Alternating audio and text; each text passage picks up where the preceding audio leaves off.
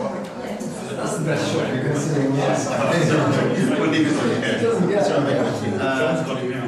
I'll get back.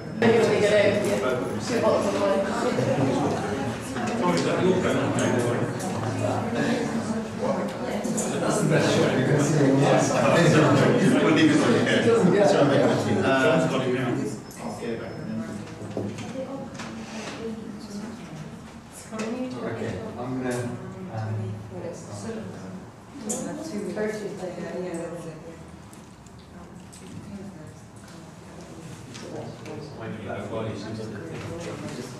Oh yeah, absolutely, yeah. That's good to see.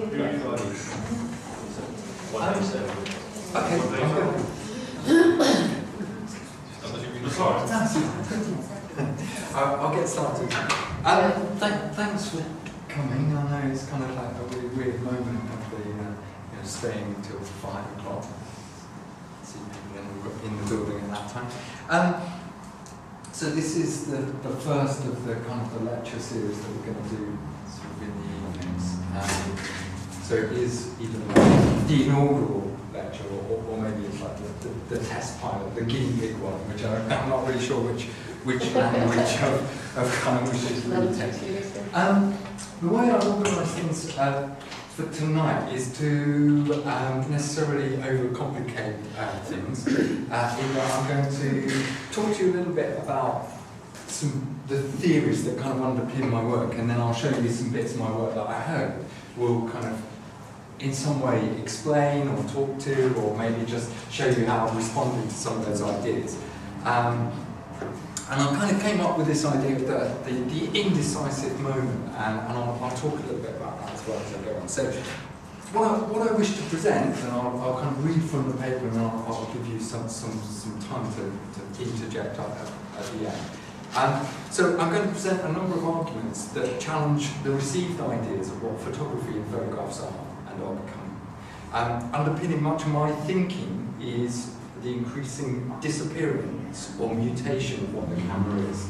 That is, I consider that photography is changing. I think most of you, as within education, would probably think the same.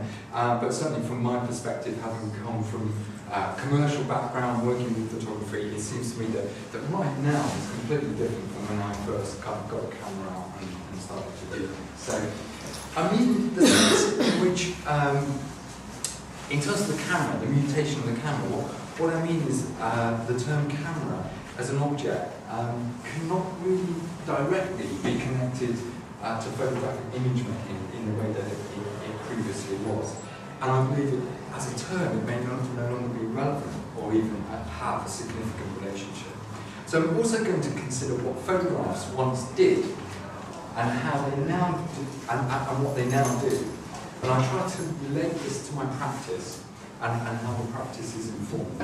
And I'd ask how that change in the function of photographs may not necessarily be obvious to us, and to the extent that we may still be asking some of the same old questions about what essentially is a new subject.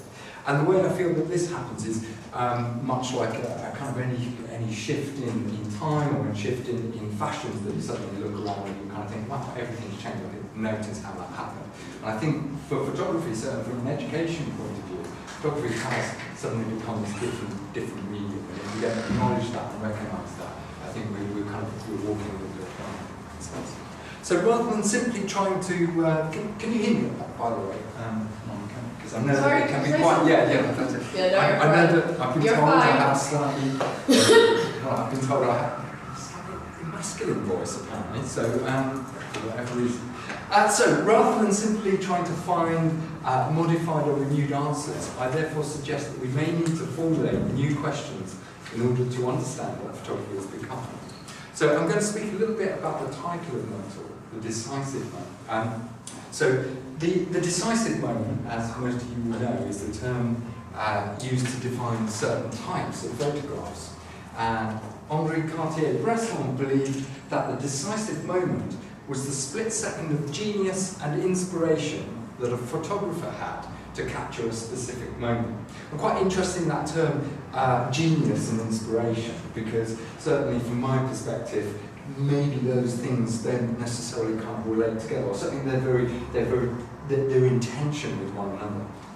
I also think sort of in terms of politically, or the idea that we have some sense of genius when particularly you walk into a building like this, I think it sets up a whole systematic form of barriers to achieving what you want to achieve. In other words, we kind of go along and go, oh, I'm not a genius, I can't do this, And actually, I think it's actually the opposite. We haven't got something named genius gene. In fact, it's something else that we kind of use that term to almost come away from what we're actually describing. So the decisive moment is a point in time when all formal compositional elements of the picture come together. That's what Cartier-Bresson asserted. And he wrote that the photographer, and I quote here, composes a picture in very nearly the same amount of time it takes to click the shutter, at the speed of a reflex action. And Cartier-Bresson's decisive moment offered a new way of seeing and capturing events of the world around us. So just to grab a kind of historical context here, photography was kind of evolving and is evolving, but certainly when prior to Bresson, when probably photography was a much more slow, elaborate process. So Bresson was one of the first people to kind of make these things a much more rapid, fast, activating event. So my inversion of the word decisive to indecisive is not necessarily to invoke a sense of indecision or hesitancy, but it's instead, I use it to suggest uncertainty as to when a specific instant may occur, and most importantly, to highlight that there is something that happens before and after any single moment. So Roland Barthes suggested that a photograph presents an illogical conjunction of the here and the formerly. So in this sense, former past is presented here to us on the surface of a photograph.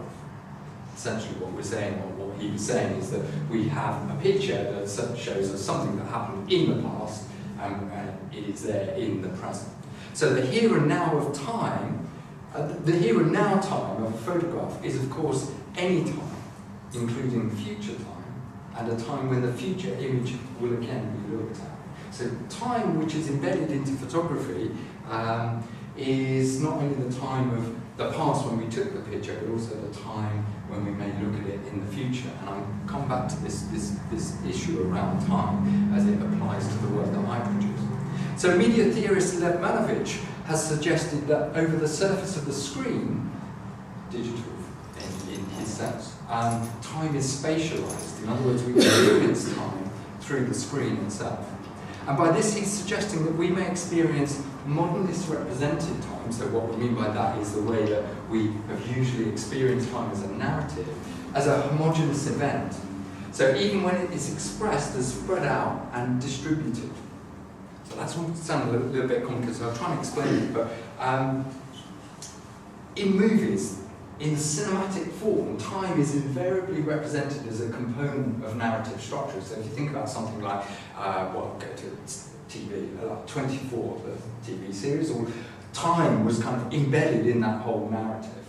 And the way that we perceive time is actually, and I would suggest that the way we perceive time is actually different. It's actually only informed by the mediated way that time is given to us. You're going to have to bear with me with these kind of slightly enriched philosophical things, but hopefully it will become clear in the way that I produce the work. So time is invariably represented as a component of narrative structure in the same way that dialogue or plot are devices used to tell a story. So philosopher Deleuze conceptualized within cinema what he called the timed image. So that's an image which breaks from classical Hollywood understanding of time.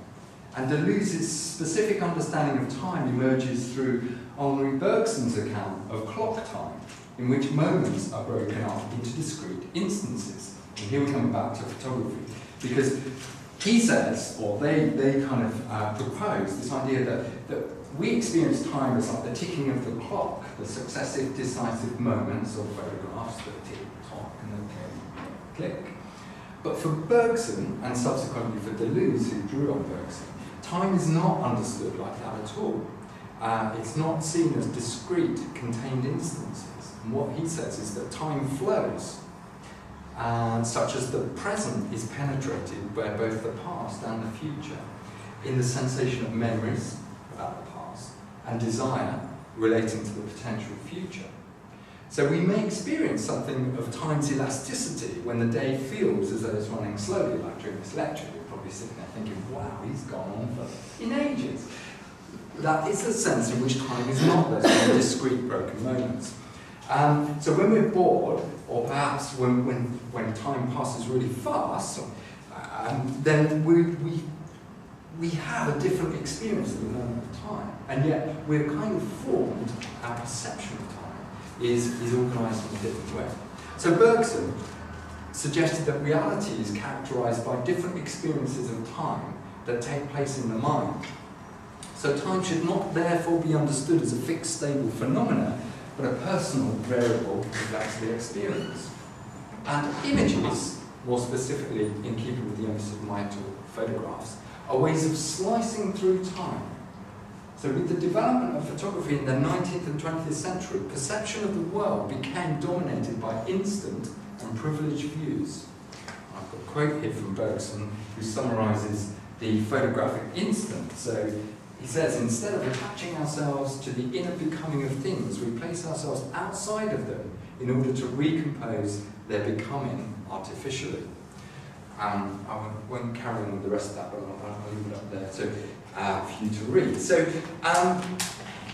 photography allows us the moments that define some characteristics of perception, and appreciating the moment, such as arrivals or departures or moments to remember, is taken for being perception itself. So Damien Sutton wrote about time, that time and space are understood only through reflexive experience.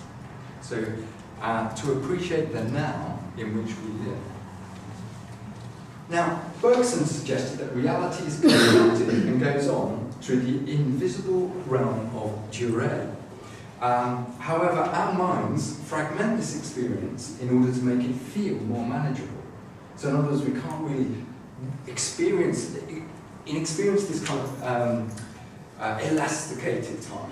We kind of want to contain it and lock it down into singular moments. And since we cannot ever cease the flow of durée, then we attempt to arrest it by breaking it down into moments and order.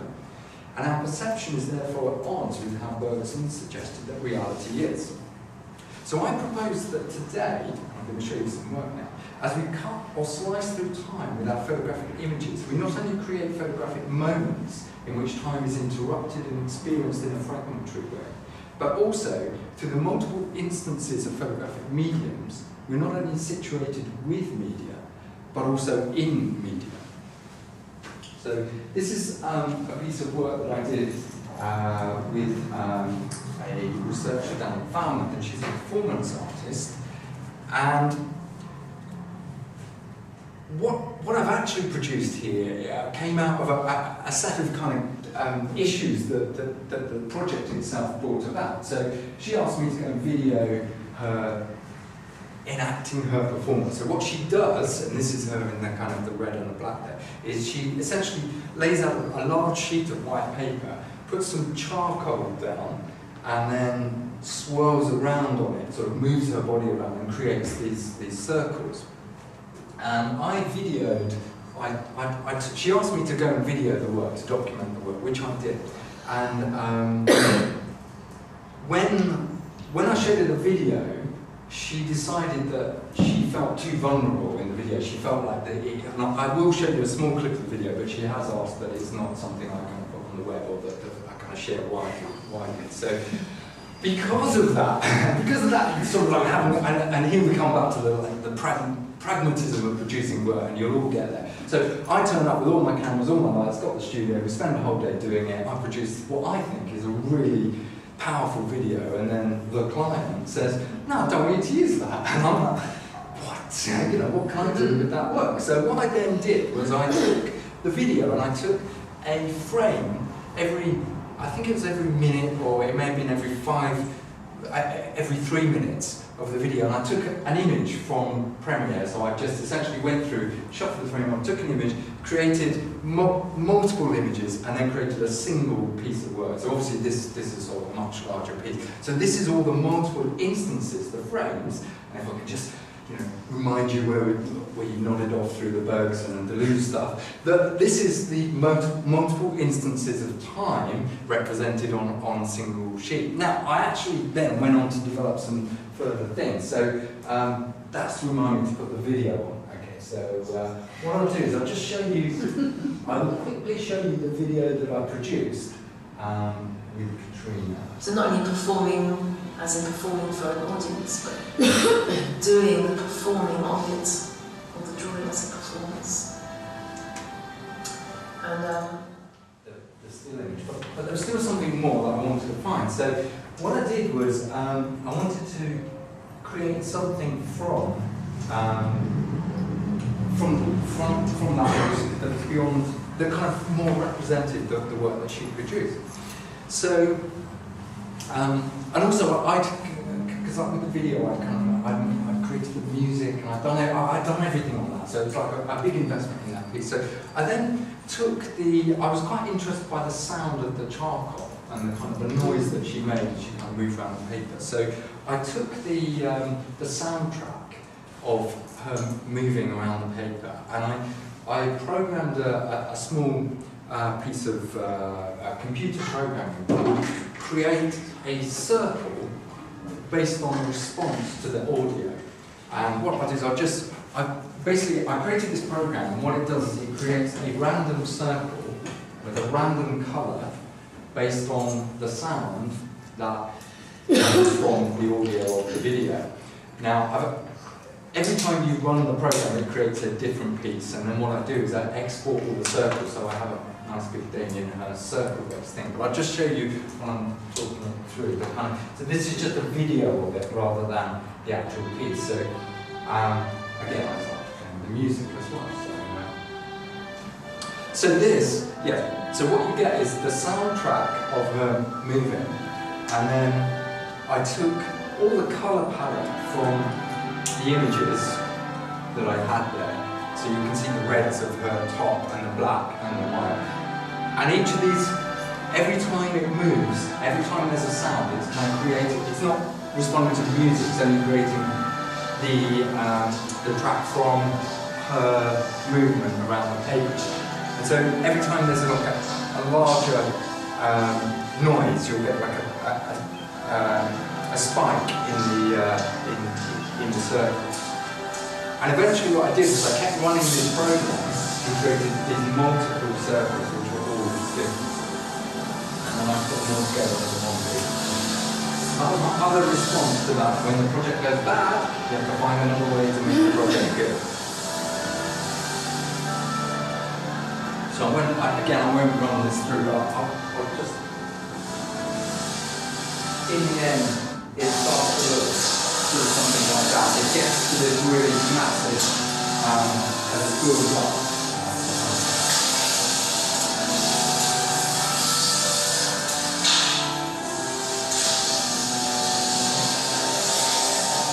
So, as I say, that was kind of a response to a situation, and also a response to the kind of work that I was looking at in terms of time and in terms of the way that photography, imaging, can kind of respond to different experiences. Okay, so let me just.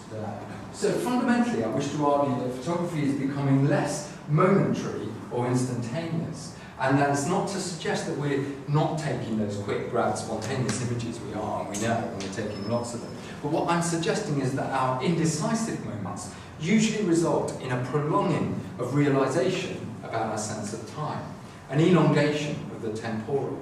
So we may take more images not because these are all decided upon at the moment we take them. We take more images precisely because we are indecisive, because there is always another moment to fragment and to break down. And it's this extending of the temporal register connected to photography that I believe contributes to a different understanding of photography and to perception itself. So perception has, with the age of a networked image, become more closely connected to this being with and in, or precisely being within media. So the shift from the decisive moment towards an expanded and anticipated moment of post-productivity has created a new photographic event. And I suggest that such a modification of our concept of photography focuses our attention away from any clearly false sense of photographic truth toward the deliberate creation of what we might term future memories. And these are closely linked to the network image. So what I'm saying here is that we quite often go out with our mobile phones and take pictures in a kind of anticipatory way of what those pictures are going to do. We know that we're going to upload them to Instagram or put them on Facebook, and we kind of deliberately produce a kind of false sense of image. So I should qualify a term here. My use of post-production, while for many of you it probably refers to software processes such as the use of Photoshop or Lightroom. And I don't discount that, but I also consider that the transformative process in which a digital photograph becomes part of a network is also post-production. Therefore, uploading, tagging, sharing, liking are significant parts of my understanding of post-production. I shall now attempt to outline something more of what we see of some of the instances of photography, and within these sketches of photography, I hope that a bit more of my work will become kind of understandable. So, in this first instance of photography, I argue that we are, or at least as visual scholars we should be, increasingly aware that photographs we take are little more than tribute bands to other images. So whenever we take a photograph, all we're doing is perfecting the skills of photographic karaoke. We kind of know the words and we know the tune, we're just kind of reproducing the same stuff. So a simple Google image search reveals the extent to which photographic image ideas are far from unique and original. They exist long before we even have them. And in fact, it may be useful to remind ourselves that the ideas for our images, their social and cultural context, pre-exist any visual conception. So these ideas are in essence projected onto the world. And we see, and we occasionally create or make images translated from these ideas. So we may think that we're out there kind of finding images, and that there's some artistic genius that we're realizing. But in fact, we're just following the instructions of pre-created or preordained images. So Paul Frosch suggests that images are now produced on an industrial scale, and their future use is often speculative. Their form is usually bland and repetitive, and designed to be overlooked. But they form what he describes as the wallpaper of visual culture. And Frosch's analysis is largely centred around stock imagery, but he's more recently looked at another culturally significant form of the selfie. And he says that, well, he talks about the repeated duplication of visual tropes that dominate digital photographic production. And I was trying to understand what we might think about that and what that might mean for my work and for ours. So if we return to that question of perception and how it's formed, Bergson and Deleuze suggest that all life is image. In other words, that we are living in the image. Then, if we start to think about the fact that all our images are just visual tropes, that would suggest that we're just living this kind of formula template. We're just kind of going on repeating what everyone else has done, which is maybe a little bit worrying. So we have every right to be alarmed at the homogenization of image as life. And we should therefore, as image makers, be drawing attention to or presenting a critique of the general trend to produce so many interchangeable images. And furthermore, we should examine what these specific representations actually say about photography, about representation, and about ourselves. So in terms of the selfie, for example, which I'm sure you're all familiar with, such images are less about indexicality, pointing towards something, about the impression of reality on the surface of the image, and they're more closely connected to an action enacted by the photographer themselves. So photographs like the selfie have become somewhat conversational, used in applications like Instagram and WhatsApp, etc. They state something of the proximities of being both here and there within the culture of mobility. As Frosch has pointed out, the selfie goes beyond the complex, goes beyond that complex to declare something which is, and I quote, which is not just see this here now, but also see me showing you me. So building on Frosch, I see the instances of oft-repeated images as gestures towards mediation, the articulation of language from within, and also language within, but proposing to be on the outside. So the challenge of working on the outside of an overwhelming volume of images was my most significant problem when I started working on my PhD, because I didn't want to just produce more images. So having had a career, as I said, as a photographer, I'd already taken a lot of images, and the idea of just doing some more images seemed slightly irrelevant. So I therefore concluded that in order to be relevant to my theories, I didn't want to just add to the pile. So instead I decided to try and understand what images other people took, and that's how I developed a method of participatory photography, which you saw the people at the beginning. They were part of the people that I worked on the project. So what I was looking at is why others take photographs, and I'd attempt to question what for and why. So in parallel to this was my search for how to photograph what had already been photographed differently. So in other words, trying to find a different attempt. And because I was looking at the landscape, so I was actually looking at the China Clay area in Cornwall, I was aware that landscape photography is a genre that is predominantly about landscape surfaces, and to a certain extent it's predominantly about superficiality. So I was committed not to reproducing those kind of romantic aesthetic ideal images of familiar landscapes. So it's a question to me to understand how can I represent a landscape without explicitly picturing the landscape. So I went to the China Clay Museum, and I started to work on the items that they had in the archive. And this is a piece of work that I started out with just the single images, and then I again came back to this idea of the multiple framed work and the grid structure. And what this is a mine captain's journal, his diary. And it basically, this is again a large printing where you can read the text here, but it kind of says things like, wet and rainy today, mine production down by 20%, whatever. And it goes through here, and there's various things, and it's sort of, nice sunny day, went out for a meal with the wife, stuff like that. And this is around 1908, probably about 1914, I think this is right. But what I found really interesting when I was photographing this, and this is that kind of responding to work or responding to the object, is that in the back of the book, he'd actually, so if the book's like that and he'd written his journal, he'd actually turned the book over, started again, and written down the names of the people that were absent from work, which is the title of my piece, Absent from Work.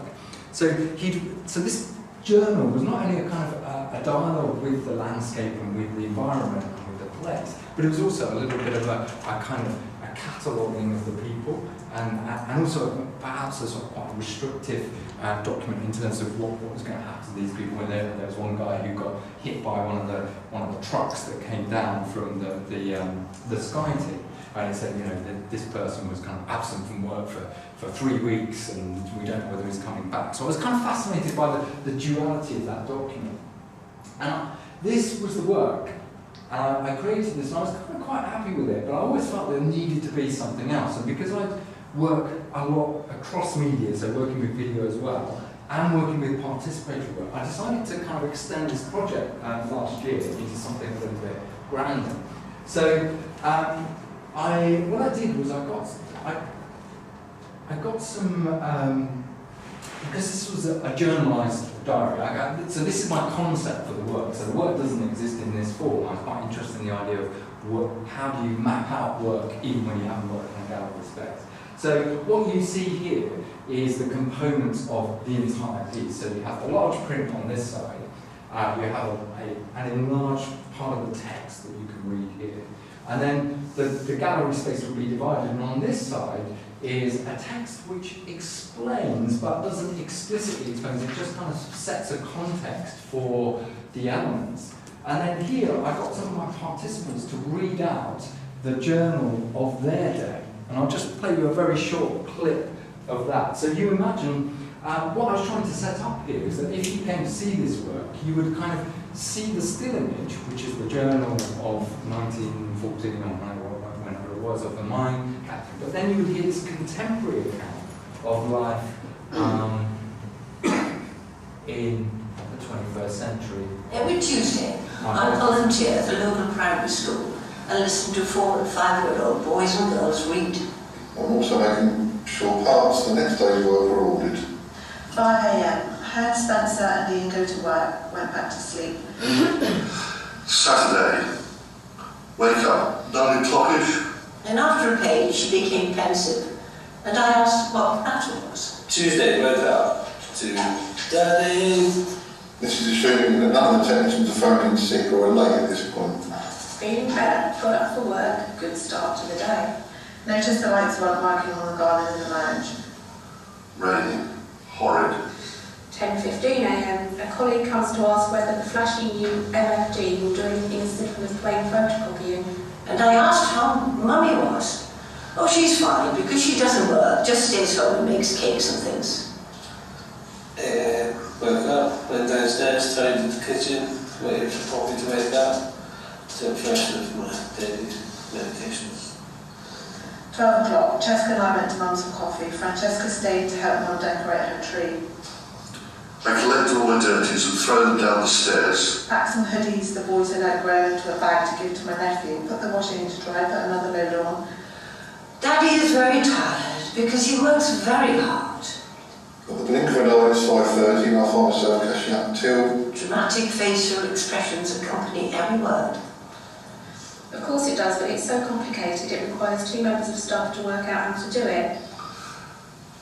Cleaning. Hopped on my bike with a bag of hoodies, nearly fell off. Yeah. Much laughter and very special people. 10 a.m. Woke up late because I didn't go to bed until 2:30. Turning off anything left on in the oil shop. I go out to the shops. So I spend the next... Okay, so the idea is that you kind of, the way that we experience things is kind of in a multimedia way. So I was trying to kind of bring two forms together and express something of the landscape in a place, but also express something of experience, day-to-day experience, and kind of get those things kind of working together. It also came out of a whole set of work, which I won't talk about here today, but about this idea that we don't experience anything in isolation. So we experience these kind of, the sense in which the world is kind of like going on. So all the time when we're having conversations with each other, we're actually sitting there thinking about what I've got to do tonight, or, I haven't finished my module assignment, I haven't been down the park recently, I haven't seen my friend, I haven't texted my dad. All those things are going on at the same time. And I was trying to, all my work somehow addresses some of those ideas, the complexity in which we don't just sit there and passively absorb one thing, even when we're in the cinema, still sitting there thinking, did I buy a parking ticket for the car or whatever. So anyway, right, let me continue. So my second instant of photography, post-photography, or photography after photography, suggests a sense of how photographs are made after the conditions of taking a photograph, in the conventional sense that they are created. So this may simply be in the review process on the back of the digital camera screen, or on a mobile phone. Or it may be a more complex engagement with post-production tasks using computer-based software. The photograph is reviewed, the photograph as reviewed is only decided upon after the decisive moment has passed. And this may not be seen as dramatically different from Cartier-Bresson's selection from a contact sheet. However, I argue that the reassurance any instant review process gives undermines the sense of there being any perceived decisive moment. So there are merely many moments, and which we can later decide upon. So the disconnection from what we might term as conventional or analog photographic time to real-time viewing changes the emphasis of photography, such that the camera mutates from an apparatus of recording to a device for playback.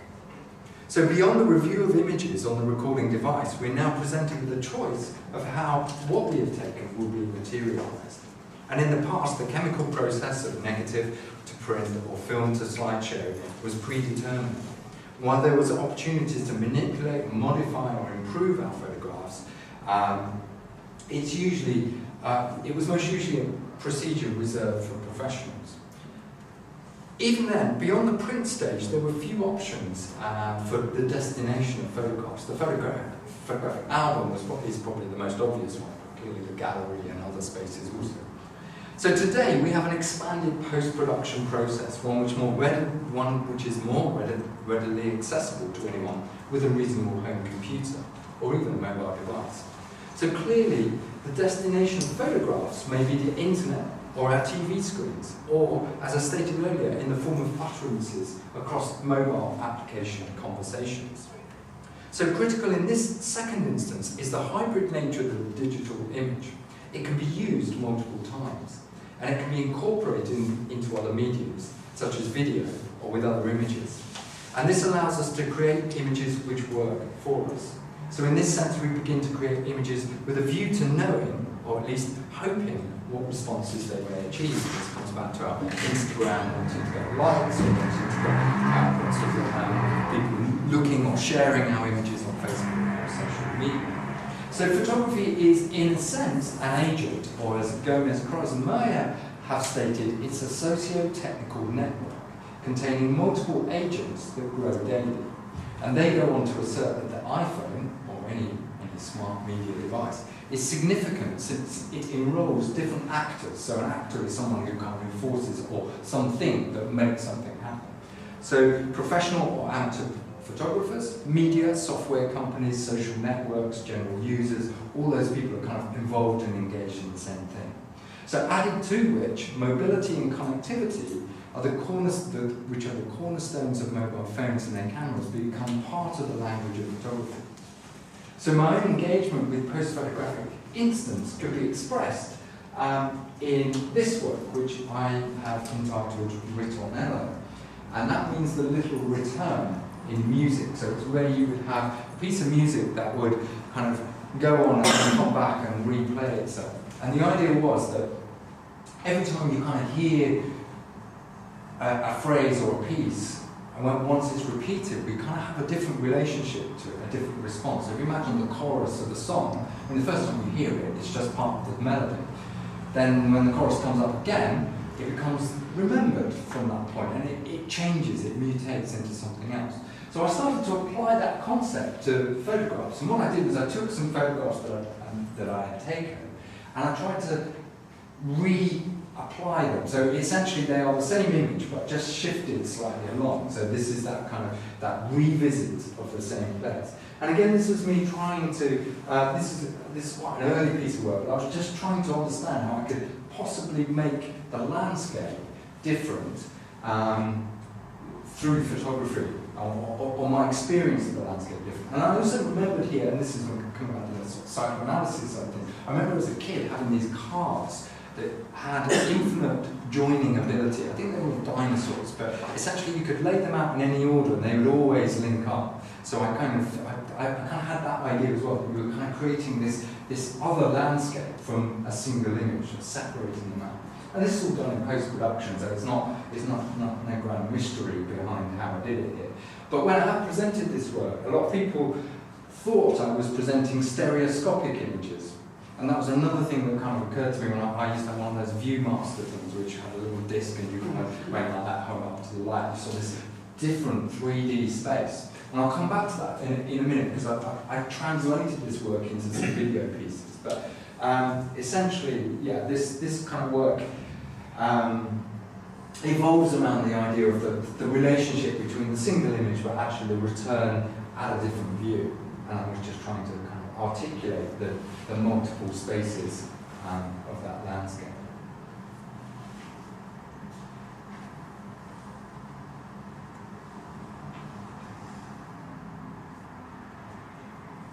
So there's a whole series of images here. I did play with adding some text to these images as a kind of third way of expressing some of their ideas, but I was less comfortable with the outcome from that, so I've kind of returned back to these larger forms.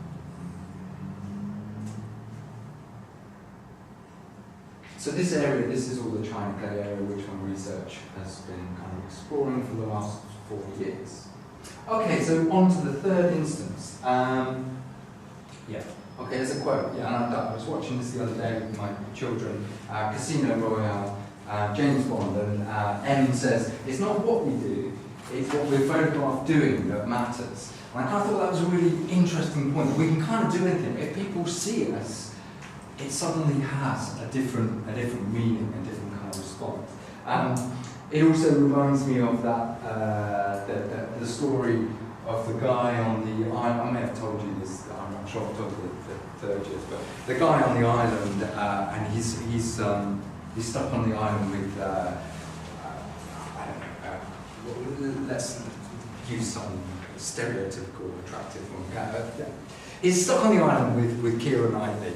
They're marooned on a desert island, and so this is a psychoanalytical story. So he's on this island with Keira Knightley, and there's no chance of escape. So they decide that, having kind of sorted everything out, they decide that they're going to have sex together. So they go away and kind of like that. It's kind of in some ways it embodies his whole kind of fantasy. So he has sex with Keira Knightley. Then he says to her, she says to him, well, how was that? And he's like, yeah, it was great. He said, but, there is one more thing I'd like you to do. And she says, well, what's that? He says, could you put a beard on and dress up as my friend? And she's, okay, yeah, right. So she puts on a beard and puts on, fashions a jacket and comes up to him as a friend and they pretend. And he says, you never guess what? I just had sex with Keira Knightley. And the point is that you have to share what you do in order for it to have any meaning, for it to have to kind of resonate. Anyway, so I don't know why I'm just distracting myself with having sex with Keira Knightley, but maybe it's kind of on my mind. In The Independent, on the 14th of May, Terence Blacker observed that it's the fascination of cruelty that is now so pervasive that we hardly notice it's there. So he believes there's a direct line from the Abu Ghraib prison in Iraq to the millions of home computers across the Western world. Pictures not all dissimilar to the shocking images from Abu Ghraib are available as a form of home entertainment. And I'll just quote from here from his article. So he says, if you tap the words torture, rape or slave into a search engine, you will not be led to human rights organisations or academic reports, but to thousands upon thousands of websites specialising in recreational sadism.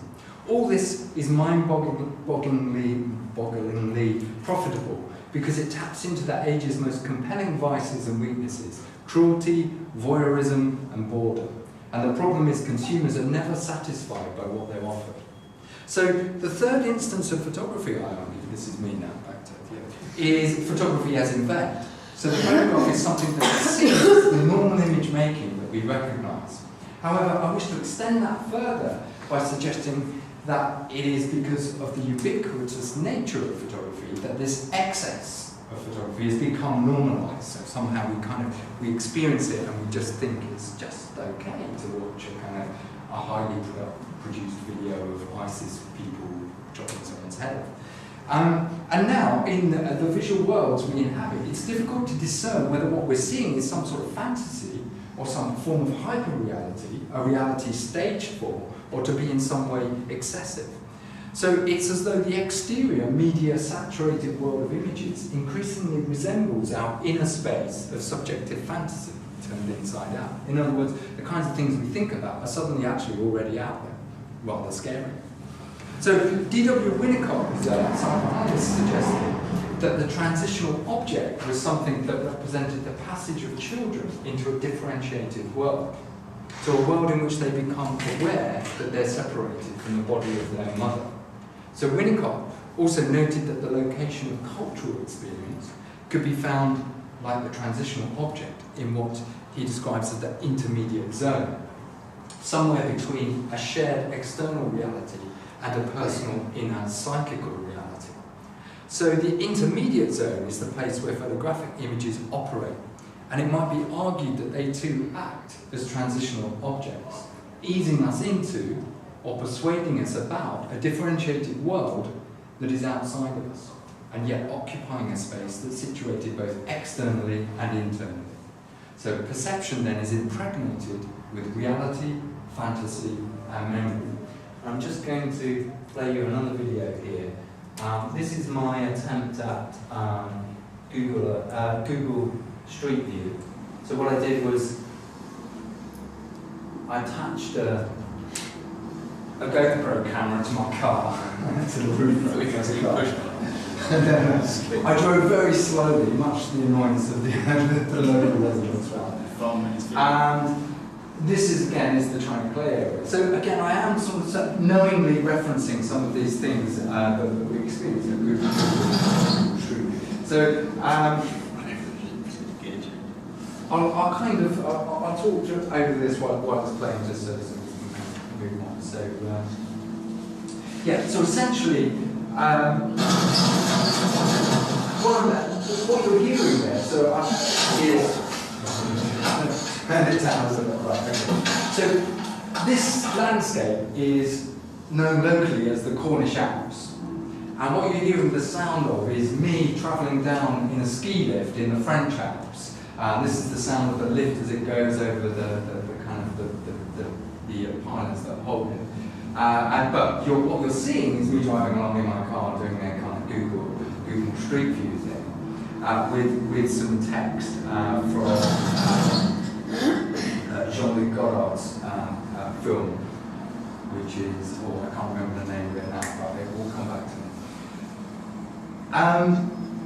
And for those of you who don't know, I've actually bought a ski lift myself. I have a ski lift at home, which is going to be part of my final PhD project, and it's going to contain all this sort of slightly kind of work. So, but this sound is actually from one of the lifts that I bought. So I bought this kind of pod-shaped thing. I think some of you have seen it.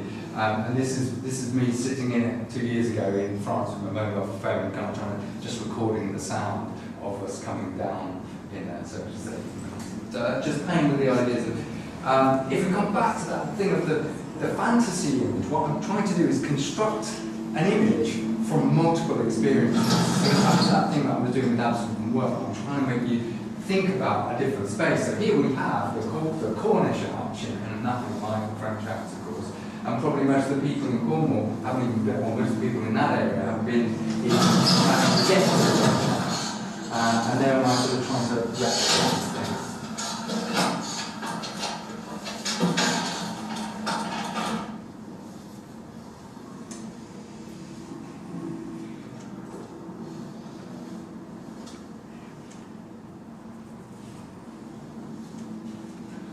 So I'll just let that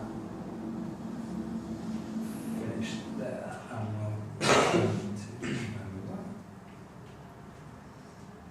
okay, so the four things, you'll be pleased to know there were only four instances, so we're right on the home straight.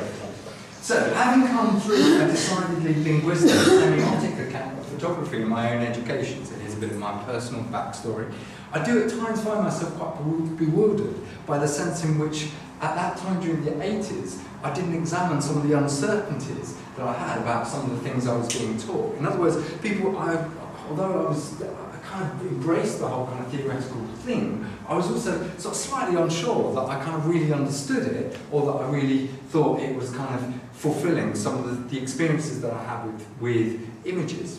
And actually, I should re-examine that process, because some of the things that I was being taught in the strictly post-structural, postmodernist sense through a Freudian psychoanalytical framework were very much challenging the order of loads of French words here, Saussurian model of structural linguistics and the construction of the signifier and the signified. So what I'm trying to say there is that I was taught sort of a fair amount of stuff around a kind of binary order of imaging, and also the sense in which, I guess the way that we understand images, or the way that we might interpret images in that post-structural way, which, if you're not kind of familiar with it, it's probably too complex to kind of really sum up in a word, but essentially it is that idea that this was one way of thinking about photography during the 60s, 70s and 80s, And actually that has sort of been superseded a bit now, but even at the time,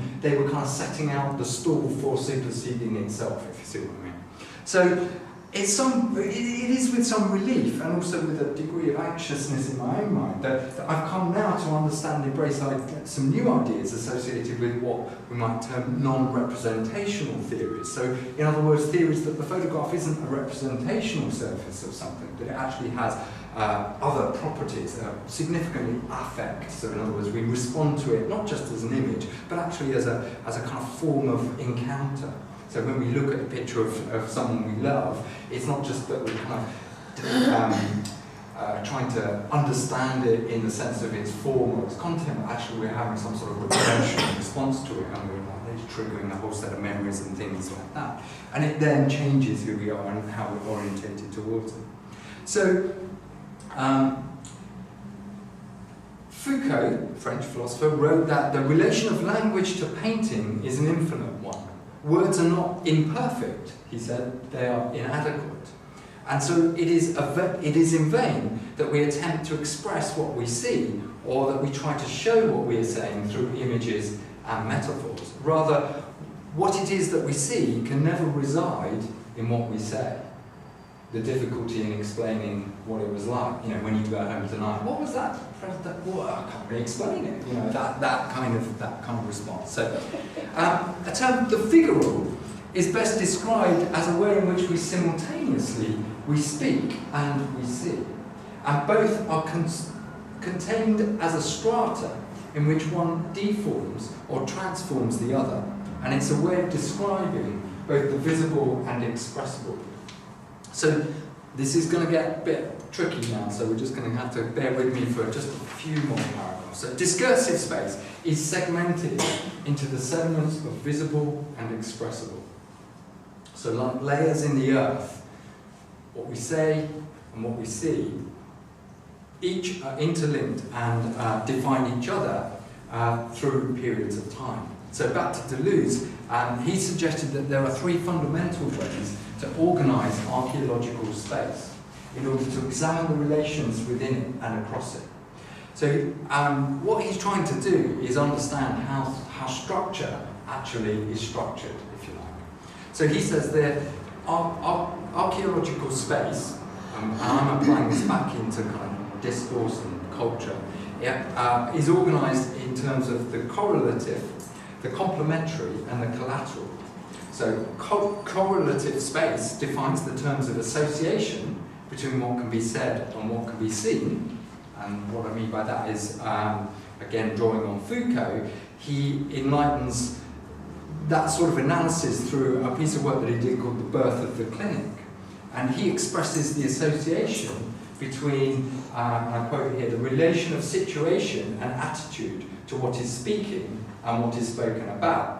What the hell does that mean, you might say? Right, okay, so for Foucault, he says that diseases have their own alphabet, they have their own language, and they have their own organisation. So when you go into a hospital, you are spoken to, and your body starts to embody that of a patient. And he was saying that this is a way in which society kind of structures how we work. When you guys come in here, you have come in as students, and you are spoken to as students, not as the cleaner, or not as Andrew, the head of the college.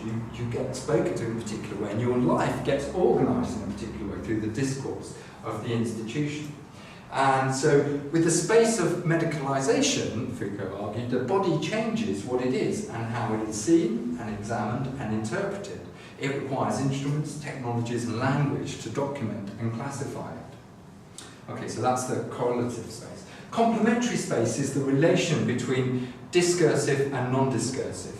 So again, an example of that is something called the Panopticon prison, which is a prison where prisoners live, and they live in a big circle, and in the middle is a tower, and they never know when they're being watched, but they assume they're being watched all the time. So it's a bit like speed cameras. We kind of never know when they're on, so we just slow down just in case. So it's that idea that society has a way of controlling us without actually anyone being there controlling us. And then collateral relations are where other discourses make a discourse possible. So, in other words, they provide a context and make context happen. So in this sense, there are no isolated basic units, and this is back to that semiotic thing that you have a unit and something else. The signifier represents one thing and not another. If we go back to the linguistic model that I was trying to explain there, it's a bit like when I say cat, you immediately know that I don't mean dog or mat or whatever. So linguistics works on a kind of binary opposite. These days, theory suggests that we've kind of moved away from that we're much more in a kind of hybrid space. So in this sense, there are no isolated or basic units. Instead, we're confronted by a family of relations. And this ecology of systems is illustrated in a dense way by how things aren't just as they are. Things are created, formed, and interdependent. So representational practice, looking, is not a passive thing. There can never be the response that we were simply looking. Nothing is simple about it. So at the beginning of modernity, geometry and mathematical principles were the dominant forms of visual representation and practice. The regime of optical spatial geometry is central to representation of space, and I'm going to ask you about something like leading lines as photography students being one of those things that is geometrically orientated. So we kind of walk towards that. So my final works are trying to suggest something about non-representational accounts of how we see and of the organising practices and relations that spatialise and format our seeing. They also, and I put seeing here, they format our behaviours. So it's an acknowledgement of the controlling force of the database, the colour-coded spreadsheet, and the insistency on structure to represent and for representation to be organised through such a structure and the relation of random forces. In other words, we respond to timetables, we respond to databases, we respond to emails, and they are the things that order the way we function through life.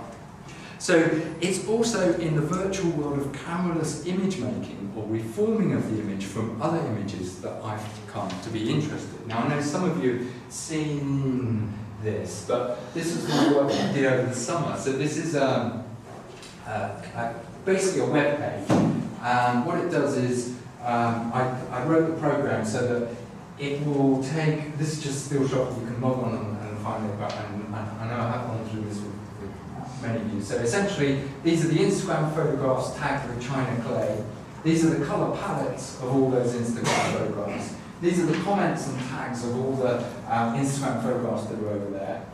This is a Flickr search with a random word from somewhere in that comments and tags. These are the titles of the Flickr images, and this is a Google search from a random word within the Flickr image. So this is me starting to think about images are not just a representation of my grandmother sitting on a sofa or something. Images are actually experienced more in this way than in that way. They are experienced in the other way, but this is something that I'm kind of more intrigued about, and how we function and work with the image and how the image functions with us and what it makes us do. And this kind of makes me go out and keep constantly tagging my Instagram images with China clay just to see one pop up there. So I'm suddenly being controlled by the software. So another part of that, and this is probably going to be my last video, and this kind of relates back into the work that I did with the Ritornello project. So what I did was I took a landscape, and I'd also been working a lot with 3D software. So I was really interested in parallax imaging. So when you kind of watch a TV program and everything stops and then the camera kind of zooms around and you see no trace of the camera, that kind of thing. So I was trying to set up a 3D sort of parallax image of a panorama. And a panorama is another thing that I've been examining, but I won't talk about panoramas here, other than to say that this is what this is suggesting. So what I did was I tried to map these onto 3D models, but it started to go nowhere. So in the end, what I created was a set of layers. So if we imagine this is my Photoshop file, I took my panorama image and I broke everything down from the mountain in the background to the trees in the foreground to this piece in the background that bit there. And I created these multiple layers. And then I imported them into Premiere and created a parallaxing moving image. And you'll see what it creates is multiple panoramas as it moves through. So it's just a 2-minute video, but hopefully you'll kind of get the sense in which it kind of evolves. So you'll see that different parts of it start to move in different ways. And what I did was I took the same video, reversed it out, so you're actually getting a kind of spread of the panorama, and the sky is moving slowly across behind the background. So you could never video that. You could never go to that space and make this video. And that kind of intrigued me about, as I say, about photography.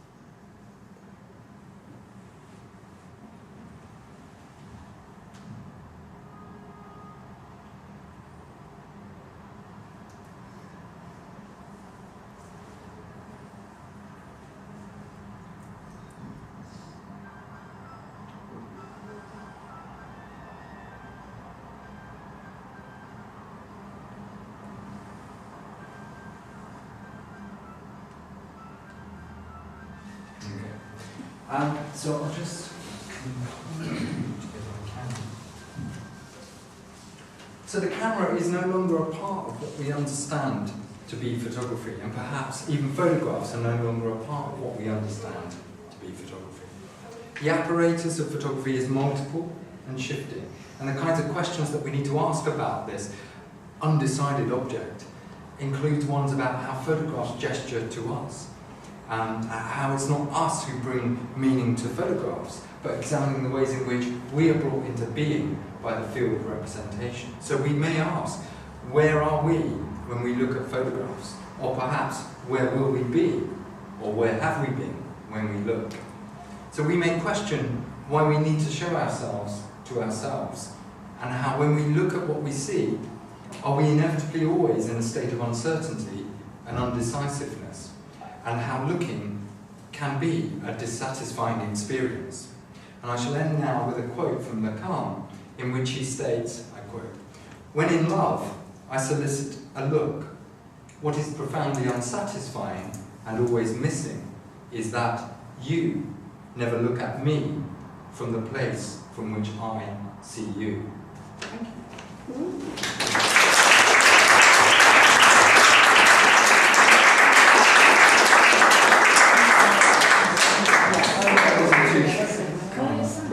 Okay, I don't know exactly that's like a big one.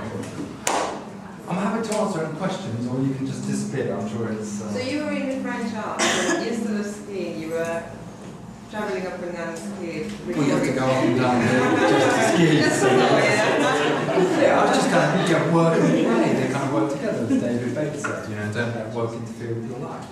Let life be your life. Okay, well, we'll have to revisit that one. How did you cope with filming the girl the day rolling around the chalk?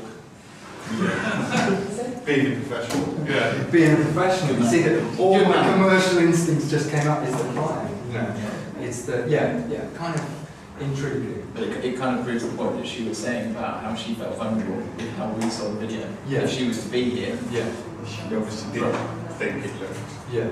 but I think Sort of from the other person. with the pictures and that programs, Yeah. and that's when she's obviously I think when you're in the invested. moment, when she's in a moment like that, she doesn't really care, but when she's No, that's That's right. yeah, I'm thinking, And actually, is that there's an interesting sort of critique there about performance artists, because I think sometimes, you know, is recording the performance very fair on a performance artist? Because maybe it's a bit like stand-up comedy or something where you're heckled, but that's maybe not what you want recorded, and They feel it. They don't need to see it. They feel exactly. They don't see it. So, and in some ways, maybe, you know, I was at fault for not being more sensitive to that. Maybe we should have more conversations about what was going to end up with the work. I mean, what was interesting, and I will tell another little anecdote about that, is that my friend Lucy, who knows both of us, she knew I was doing this work, and she said to me, "Oh, how did it go with Katrina?" I said, "Well, yeah, you know, it went all right. I spent the day doing this video stuff." And she said, "Yeah, was she naked?"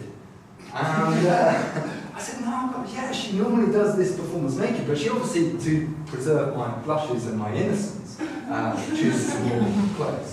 Disappointingly, I'm sorry. How long does it take her to take a clothes off? I don't know what. Sorry. To make a picture, how long does she? It's about 25 minutes, yeah. And she's actually, further on in the video, you get to see, I mean, I could show it, but it's probably no. But you do get to see her all covered in charcoal, and it's quite weird. It is quite. She got that first circle bang on. Yeah, she's good at that. Yeah. Oh, we were just talking about, I should just get it. Well, it's very good to see what you're saying, that you see the other side. Yeah, I was trying to express that you have to try and find work. You know, even when the work goes wrong, when it all goes belly up, you can still find a way to find. There's potential for drawing out work from work that doesn't work. If you're slightly beautiful. Well, okay, yeah. So I have a certain set of skills that I can apply. You thought about stitching all your videos together, because that would be one real good film. You know, Yeah, no, David Lynch hasn't got anything on you. Okay, sorry.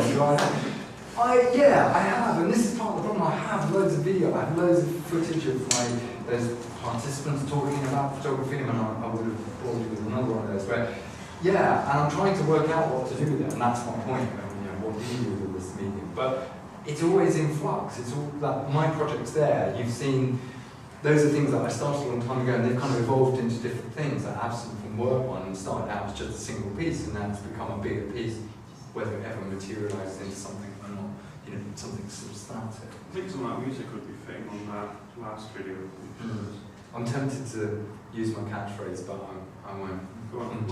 No, so the third years have kind of come up with a catchphrase for me.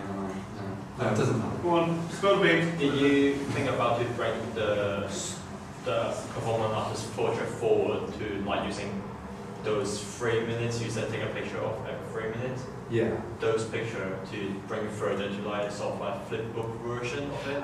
Yeah, I thought about that because it does do all that stuff. You know, it is and I used to love those kind of, and so yeah, there's lots of playfulness that you could get out of that work, and I think really that's the way. I mean, today I took the first years up to Ocean Studios, and Tim Pierce is working with all the kind of old processes. But actually, what I'm saying is you can play with new processes in exactly the same way. You know, you've got a piece of video, you know, reversing it, doing stuff backwards, playing around with things can make a different set of work. So yeah, there's all those kinds of opportunities to play with the medium. I think this is what will differentiate people going forward when we leave here. And people don't want the kind of straightforward approaches. They want some different ideas. You need to be able to get your hands dirty and experiment with something. To take that final circle image from your hat is just really good. In simple terms, at the end of the day, yeah, but again, you need some. I didn't just randomly come up with those ideas. You know, it's in part about the kind of reading that I do and the thinking, and so also the not giving up. You know, not kind of looking at something and just thinking, oh God, I can't use it. It's actually sort of saying, how can I make that work? There's something there. We've all had it. You know, you've got an image and you kind of think there's something about that that's working, but I'm just not sure how to get it to the next stage. Maybe that's one of the reasons why you come in here and have a critique. But you know, it is about sort of just saying, okay, where can I go with this? And I always think, certainly with digital stuff, anything's possible. So you just got to try and work out a way of doing it. What did she think to that digitalisation of the? She was kind of less interested because it's kind of not her thing. So she was kind of, And I think she's a performance artist, so it kind of really is just very separate from her work. But she, yeah, I mean, I think she was just happy that it wasn't her company's chocolate.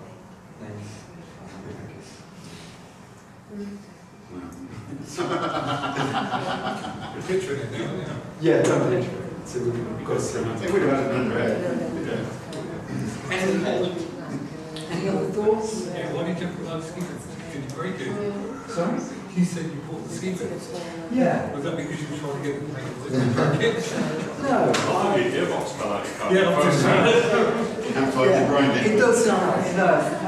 The ski lift is going to be part of the installation, so I was kind of interested in this whole thing of taking the Alps, the French Alps to the Cornish Alps. So you No,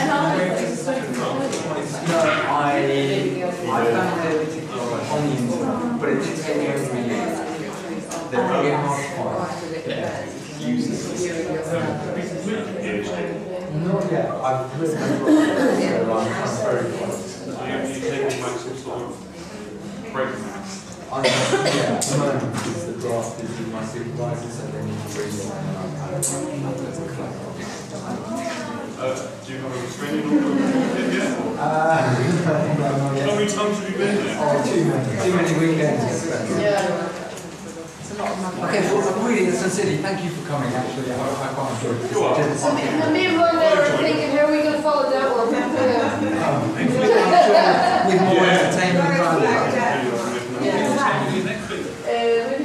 Martina, I've got my contextual essay here. I've got my contextual essay